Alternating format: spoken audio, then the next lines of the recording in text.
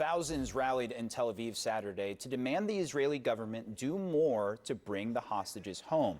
Gal Gilboa Dalal says his brother, Guy, is one of the hostages being held by Hamas. The brothers were at the Nova Music Festival when Hamas attacked. The family says Guy was kidnapped into Gaza that day, and Gal says he hasn't seen his brother since. Joining me now to share his story is Gal Gilboa Dalal. Gal, I'm so sorry that you're in this position here. Obviously, an incredible tragedy that happened that day. Have you heard or seen anything about your brother since October 7th? So no, I haven't heard anything.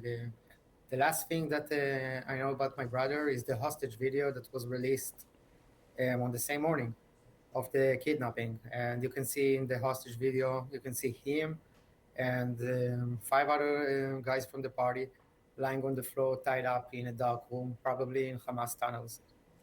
And I see that's your brother on your shirt right there that you're wearing. What was going through your mind when the only way that you've seen him, it sounds like, is through a video where he's tied up? You know, he was kidnapped from the Nova Festival. It's a spiritual music festival. And I actually went with him to the festival. And my parents knew that my brother was hostage 2.5 hours before I could escape from there. I only could escape from the war zone like 8 hours after it happened. And hearing about it and seeing him was so hard because, you know, the only reason I went to this festival was to watch over him. That was his first ever festival. He never been in these kind of festivals before, so I really wanted to watch over him, make sure to be part of his experience. And you know, I came back without him, which is the worst part in it. Do you, obviously, we've been seeing some protests in Tel Aviv over people feeling that the government isn't doing enough to free the hostages. Do you feel the Israeli government is doing enough at this point? Look, it's a hard question because I'm not an expert in these kind of things, and I really don't know what I can do or what we can do to bring them back as soon as possible. Instead of spreading the words about them, tell about them, keep them in the public and everyone mouth. We need to discuss it as much as we can. We need to make noise about them as much as we can, and that's a way where we can express how much we need not only our governments but the world's help to bring them home back. You know, I miss my brother so much. I love him so much. It's so hard to think about it every minute of every day and not knowing what he's going through. It's been over 5 weeks since it's happened, and we still haven't heard anything about them. We don't know their condition. We don't know if they're alive. We don't know how they treat them. And yeah, it's so hard. Are you So still? yeah, we do everything that we can. We do anything that we can for them. Yeah. You know, one of the things that we've been monitoring, obviously, you know, there's a war, there's a fight going on. The IDF is inside Gaza, continuing their military campaign.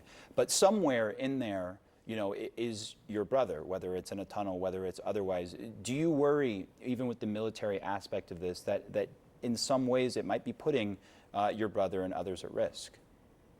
Of course I worry. Of course I worry. I'm worrying all the time. I worry about everything. You know, this whole incident, this whole war is just so sad. It's just so it's a tragedy. And I mean, I wish we would go back to the October 6th and none of it would happen. But yeah, I'm so scared for him and I want him back. That's all I want. Yeah. I don't know what's the way to bring him back, but I miss him so much. Yeah.